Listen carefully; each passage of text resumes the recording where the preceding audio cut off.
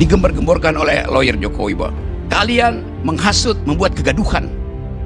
Yang bikin gaduh itu Jokowi. Selama 2 tahun Jokowi bikin gaduh karena dia umpankan ijazah itu untuk mengukur daya tahan dari mereka yang menghina dia. Akhirnya dilaporin. Kenapa gak dari 2 tahun lalu? Kegaduhan ini berlangsung karena Jokowi tidak jujur untuk mengatakan ini asli atau palsu. Kalau memang akhirnya ijazahnya asli misalnya, problem kita, kenapa ijazah yang aslimu itu kau tahan? Kau permainkan opini publik dengan menahan ijazah itu. Kau bikin kegaduhan dengan menahan ijazah aslimu. Laporin aja Jokowi. 2 tahun dia bikin kegaduhan kok. Dan hasil kegaduhan itu 2 orang, 3 orang, 4 orang masuk penjara. Itu cara berpikirnya begitu. Langkah Presiden ke-7 RI, Jokowi, melaporkan sejumlah aktivis yang meragukan keaslian ijazah sarjana Universitas Gadjah Mada miliknya ke Polda Metro Jaya, dikritik pengamat politik Rocky Gerung. Dalam pandangan Rocky, pelaporan itu terlambat karena baru dilakukan setelah isu tersebut menimbulkan kegaduhan publik. Rocky menilai bahwa pertanyaan publik terkait keaslian ijazah seharusnya dianggap sebagai bagian dari kontrol warga terhadap kepala negara, bukan sebagai serangan personal yang masuk dalam ranah hukum pidana. Apa urusannya kalian tanya ijazah presiden? Urusan besar. Karena lawyernya bilang, kalau begitu nanti semua orang boleh saling minta ijazah orang lain. Enggak.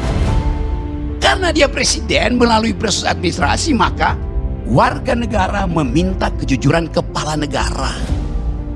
Gak ada aturannya di hukum pidana itu. Hukum pidana cuma mengatur barang siapa. Individual, person in law, subjek hukum.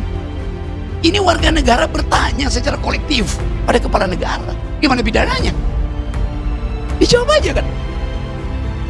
Karena dia dipilih oleh warga negara bilang, daulat itu ada pada saya. Maka Anda dan saya tidak setara. Saya bertanya sebagai pemilik kedaulatan, Anda harus jawab sebagai kepala negara yang kami pilih. Itu nggak ada relasi subjek antar subjek yang diatur dalam hukum pidana lain itu. Itu yang mesti kita terangkan. Nggak mungkin ada orang yang tiba-tiba, Rocky Gerung, perlihatkan ijazahmu. Ya saya nggak mau kasih. Emang lu siapa? Tapi ini kepala negara diminta oleh warga negara. Mana Rocky Gerung? Gua nggak punya. Memang gua nggak punya ijazah. Kenapa? Karena ijazah tanda orang pernah sekolah, bukan tanda pernah berpikir. Maksud apa? Warga negara berhak bertanya, ijazah presiden asli atau palsu, karena itu bukan pertanyaan individu kepada individu yang diatur dalam hukum pidana. Rocky juga menilai bahwa akar persoalan ini adalah moral, bukan hukum. Ia menyebut polemik dapat dicegah kalau Jokowi menjawab isu tersebut sejak awal secara terbuka. Penundaan respon dari Jokowi justru menimbulkan kesan adanya niat tersebut di balik diamnya selama ini. Sebab dalam dunia politik penundaan kerap diasosiasikan dengan perencanaan jahat. Ini lain. Persyaratan administrasi itu harus diperlihatkan. Pasti dia akan makin memperbesar ambisi dia untuk jadi matahari. Bukan fakta dia matahari, ambisi dia untuk menjadi matahari. Ya karena dari awal dia ingin cahaya dia itu hanya tiba di kepala anaknya di Mahkamah Konstitusi. Ini pertaruhan buat Pak Jokowi sebagai political animal. Dari awal dia investasi pada anaknya, maka dia mesti tuntun itu sampai 2009. Kalau batal, dia ikut diseret di pengadilan. Karena yang mampu membela Jokowi cuman anaknya dalam posisi sebagai presiden.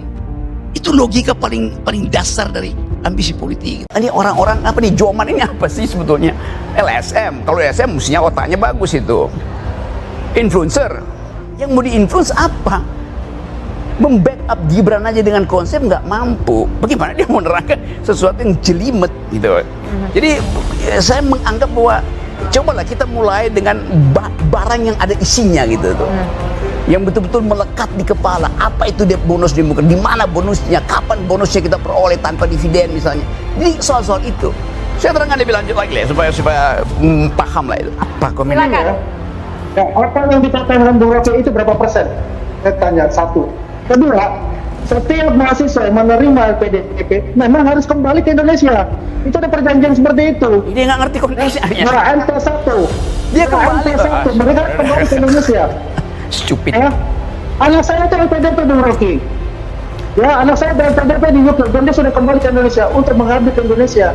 Yang saya jelaskan tadi itu adalah kita waktu di Indonesia ini, ya, untuk bisa bersaing di luar negeri, menciptakan anak-anak SMA yang mau bekerja.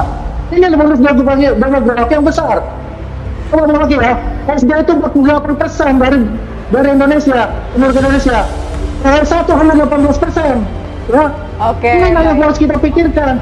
Oke. Bicara kayak begitu itu demografi. Kalau bertanya kan bertemu langsung. Kita berhadapan kita bicara. Oke. Itu demografi kan, tidak substantif kita bicara itu.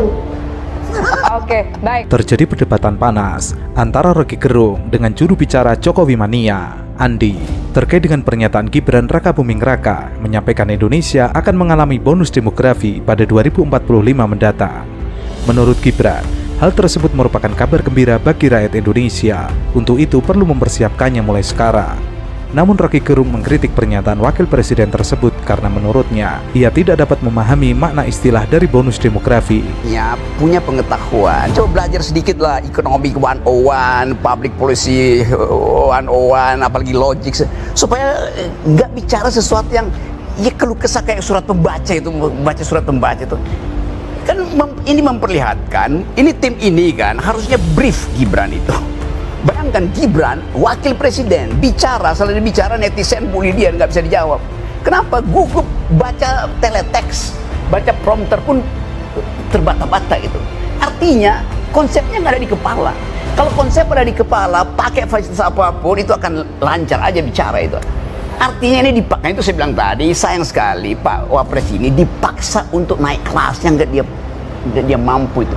Disuruh ngomong, lama-lama disuruh ngomong human security, disuruh ngomong environment ethics, macam-macam yang akhirnya bolong itu. Kasihan tuh. Jadi saya juga mau membantu kalian backup betul-betul Pak Gibran itu dengan cara berpikir. Cara berpikirnya dulu, baru cara mengucap gitu. Kalau cara berpikir bagus, cara mengucap itu dengan sendirinya mewakili cara berpikir. Menurut Bung Rocky, apa yang disampaikan oleh Wakil Presiden Republik Indonesia Gibran Rakabuming Raka mengenai bonus demografi dan masa depan Indonesia, Nggak ada poin di situ. nggak ada poin di sana. Menurut Rocky, bonus demografi akan benar-benar terjadi jika bersamaan dengan bonus-bonus lainnya. Hal tersebut tidak hanya berbicara terkait jumlah penduduk, namun juga bagaimana kualitas mereka. Maka yang perlu menjadi sasaran prioritas pemerintah saat ini mestinya pendidikan anak-anak Indonesia. Menurut Rocky, jangan terlebih dahulu berbicara tentang bonus demografi jika yang menjadi pekerjaan rumah paling utama belum selesai dikerjakan, padahal itu merupakan penunjang kemajuan. Apakah nggak menurut Bung Rocky nggak penting bagi seorang wakil presiden untuk menyampaikan hal tersebut? Itu kan sebagai bentuk peduli dengan masa depan Justru Indonesia. sangat penting itu diucapkan oleh wakil presiden. Karena Pak Prabowo beredar untuk hal-hal yang global security, economic, macam-macam itu. Mestinya wakil presiden ucapin hal yang menyangkut upaya meningkatkan human development index kita. Untuk itu diperlukan otak, itu dasarnya tuh. Justru ini penting banget, tetapi wakil presiden perlihatkan itu dangkal sekali yang diucapkan. Saya justru ingin wakil presiden kita itu tampil secara akademik dengan kemampuan retorika untuk membujuk anak-anak muda ini supaya percaya bahwa akan ada bonus demografi kalau investasi SDM dimulai dari sekarang, dividennya kita kumpulkan nanti 2030. 2 semester mendatang kita investasikan ulang. Begitu sirkular ekonominya di dalam pikiran. Ini nggak ada. Jadi sebetulnya ini mau dibela dengan cara apapun udah keburu di downgrade. Kapasitas Pak Gibran itu di downgrade sendiri oleh timnya karena dipaksakan naik kelas belum waktunya. Sama seperti Pak Jokowi memaksakan anaknya jadi presiden waktunya itu. Jadi Pak Jokowi melanggar undang-undang perlindungan anak. Oke, kita fokus Nggak dulu, boleh Bung. Bukan begitu. Enggak gitu, Bung. Kita fokus dulu ngomongin soal bonus demografi. Kalau ini satu paket. Oke. Bonus demografi harus dihasilkan pertama-tama oleh otak wakil presiden. Menurut Rocky, tidak heran jika Gibran tidak memahami istilah semacam itu karena yang disampaikan tidak keluar dari pikirannya sendiri. Hal tersebut terlihat saat Gibran berbicara di depan kamera. Tatapannya terlihat kosong. Jika memang disampaikan tersebut telah terkonsep di dalam kepalanya, maka dengan segala teknik apapun bisa ditaklukkan. Demikian, lebih senang untuk orang Indonesia karena pun kalau yang lembur, dia tidak mengatakan dia meminta untuk lembur. Beda dengan orang Vietnam. Kenapa saya tahu itu? Karena saya mengerjakan itu. Ya, melatih juga mereka untuk bisa dikirim ke Jepang dan dikirim ke Jerman. Seperti itu. Jadi jangan sampai ya kita ini mendowngrade lah apa yang dilakukan oleh teman-teman kita untuk bisa bekerja dan bisa membuka lapangan pekerjaan di luar negeri untuk itu. Gitu, Mbak. Oke. Poin mendowngrade-nya ini bagaimana? Menurut Pak Andi, mendowngrade-nya ini dari aspek apa? Apakah kita, Bung Andi ngerasa ada yang underestimate? Kalau tadi komen-komennya dari Bung Rocky tadi kan bahasanya pesimis semua itu saya lihat. Waduh, Apa? bahasanya bersinggung. Pesimis lah. Pesimis. Berapa? Pesimis. Oke, bahasa pesimis. Bung Rocky iya. yang nggak pesimis nih melihat masa depan Saya Indonesia. seorang pesimis yang rasional, dia optimis yang irasional.